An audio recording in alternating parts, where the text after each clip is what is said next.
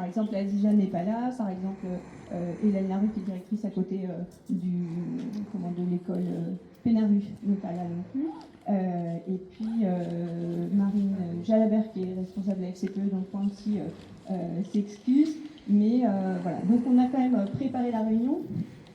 Et donc on va être reçu en délégation à 18h. Donc par le secrétaire général. Au départ, donc on a demandé à être reçu aujourd'hui c'était pour une semaine avant les vacances, quelque chose comme ça. Et on a eu un premier courrier qui nous a dit on est désolé, le planning de la sous-préfète ne permettra pas d'être reçu. Donc voilà. Et donc on a répondu on ne comprend pas que vous ne puissiez pas dégager quelqu'un. Enfin, vous prévient plus de 3 semaines avant la date, donc on ne comprendrait pas qu'on ne soit pas reçu du tout. Donc ils ont dégagé effectivement quelqu'un. Donc le secrétaire général de la sous-préfète va pouvoir nous recevoir. Et Madame Parent, qui au départ n'était pas disponible, et finalement elle est disponible, donc elle va être là également. Donc depuis le mois de janvier, c'est pas passé grand chose, mais quand même. Donc vous vous rappelez que Nicolas, qui est en photo c'est dans mon télégramme, je crois aujourd'hui, avait pris la parole ici, il avait expliqué la situation de son enfant, et donc qui est notifié pour l'intégralité de son temps scolaire, plus la pause méridienne. Donc si on fait le calcul, ça fait 30 heures. Et il n'avait que 6 heures d'accompagnement depuis le début de l'année. Donc 2 demi-journées.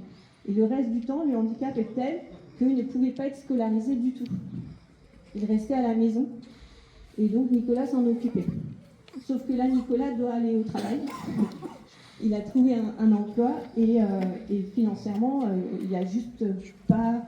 Comment je vais parler un peu comme ma grand-mère, mais il n'y a pas moyen de le refuser. Il n'y a pas moyen.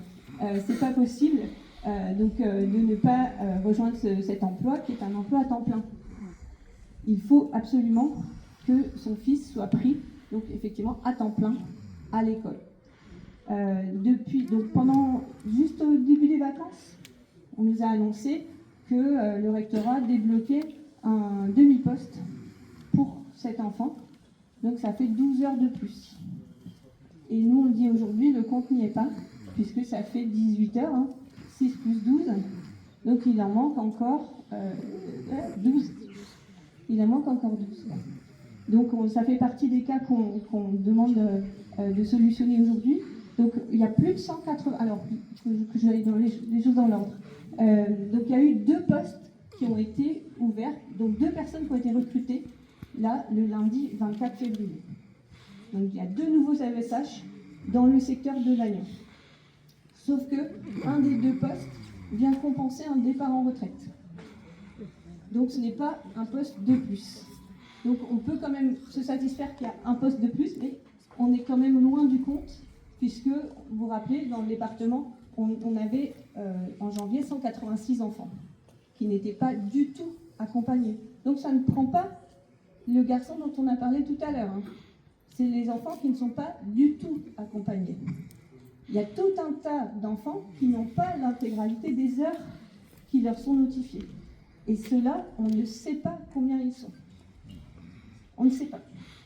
Donc il faut, et c'est pas facile pour les familles, de venir réclamer. Ils passent leur temps à réclamer, ce qu'explique Nicolas dans l'article, à mendier quelque part leurs droits.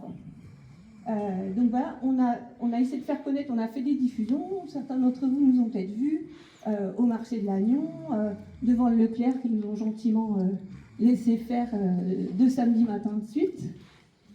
Et donc on a fait connaître ce rassemblement. On a envoyé quand même pas mal de mails. Voilà. Et donc on a plusieurs familles qui nous ont contactés. Donc une famille dont l'enfant, pareil, avait une notification depuis le début de l'année, n'avait aucun accompagnement depuis le début de l'année. Et ça fait partie, pour les 2 AESH qui ont été recrutés, il y en a un des 2 qui fait l'accompagnement aujourd'hui. Depuis lundi, leur enfant est accompagné en mutualisé. On va quand même demander, parce qu'on est dans un monde complètement fou, je trouve, je vais demander combien d'heures son enfant a d'accompagnement. elle ne sait pas. C'est très bizarre, je trouve, mais voilà. Et elle a eu une ESS pourtant.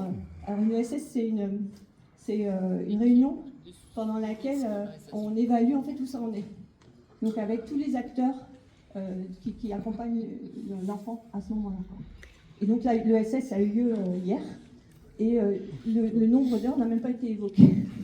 Je trouve ça très étonnant, mais bon. Donc ça, c'est quelque chose de positif. Cet enfant-là ne fait pas partie des dossiers qu'on va porter. Par contre, on en a deux autres. Il y en a un qui est un enfant qui est en grande section et qui a qui devrait avoir une AESH sur tout le temps de scolarisation et qui n'en a pas. Donc ça, c'est important. Et un deuxième, c'est une jeune fille qui devrait avoir aussi mutualisé. Donc, il n'y a plus d'heures.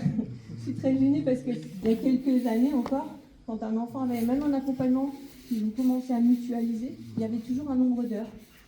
Et maintenant, il n'y en a plus. Et donc, il joue un petit peu à chat perché en donnant 2 heures, 3 heures. Voilà. Il n'y a pas de recours possible à partir du moment où il y a ce petit temps. Voilà. On a l'impression que 2 heures ou rien, ce serait à peu près pareil, mais bon, ça permet à l'État de se défausser, quoi. Donc, voilà, les 3 dossiers qu'on va porter. Donc le premier, celui de l'enfant de Nicolas qui est présent. Les 2 autres ne sont pas présents malheureusement. Le petit qui est à Moran et la petite qui est... qu'est-ce que je vous ai dit? Je ne vous ai pas dit où elle était. Je ne sais plus. Je regarde mon ordi. Non, mais quand je vais y aller, il faut quand même... Ah oui. Je vais pas te dire dans quelle école elle est. Mais elle est en CM1 et elle est dans l'établissement public de l'année. Je crois que c'est Cervelle. Oui, c'est Cervelle. Voilà les dossiers. On espère vraiment que cette situation soit débloquée très très rapidement. Je me permets juste, là moi je suis là au titre du Parti des travailleurs, on invite vraiment les organisations à venir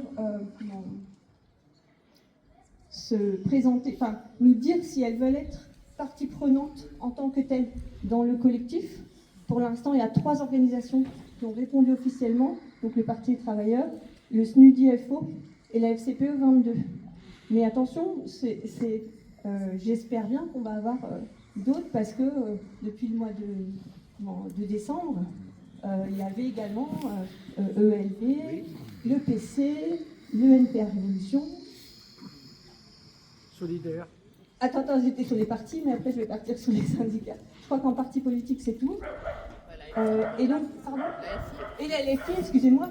Oh là là. C'est la 2e fois que je fais des bruits comme ça. J'essaye de ne pas faire. Donc la LFI, ELV, NPR Révolution et le PCF. Et en syndicat, donc il y avait le SNUDI, la FSU, qui était également là pour la conférence de presse. Il y avait Sud et la CGT. Est-ce que j'en oublie? Je ne crois pas. Voilà. Donc on espère qu'officiellement, elles intègrent le collectif en tant que tel. Voilà. Et je me permets donc, puisque je prends la parole là au nom du Parti des travailleurs, c'est vrai qu'aujourd'hui, avec toutes les annonces qu'on a, les milliards qu'on nous dit débloqués pour la guerre, c'est juste pas possible d'entendre on n'a pas les sous pour nos enfants handicapés.